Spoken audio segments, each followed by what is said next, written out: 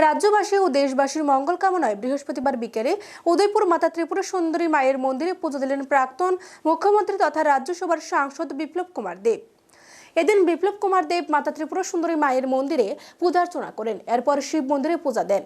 প্রাক্তন মুখ্যমন্ত্রী বিপ্লব কুমার দেব এদিন মাতাবাড়িতে আসলে ওনাকে স্বাগত জানান বিজেপি একনিষ্ঠ কার্যকর্তারা। বিপ্লব কুমার দেবের মাতাবাড়ির সফরকে কেন্দ্র করে এদিন বিজেপি দলীয় কর্মী সমর্থকদের উপস্থিতি এবং তাদের উৎসাহ উদ্দীপনা ছিল বেশ লক্ষণীয়।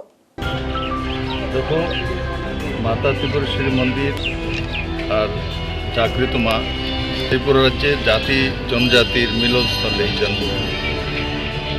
আর গত 22 তারিখ রামলালার প্রাণ প্রতিষ্ঠা হয়েছে মাননীয় প্রধানমন্ত্রী করকমল দ্বারা।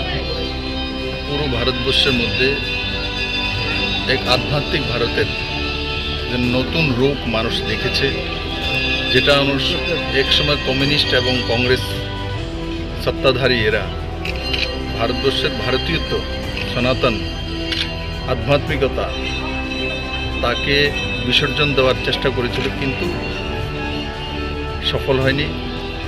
গত 22 তারিখের যে পুরো দেশব্যাপী 140 কোটি ভারতবাসীর যে জনজাগরণ সেটা প্রমাণিত করেছে।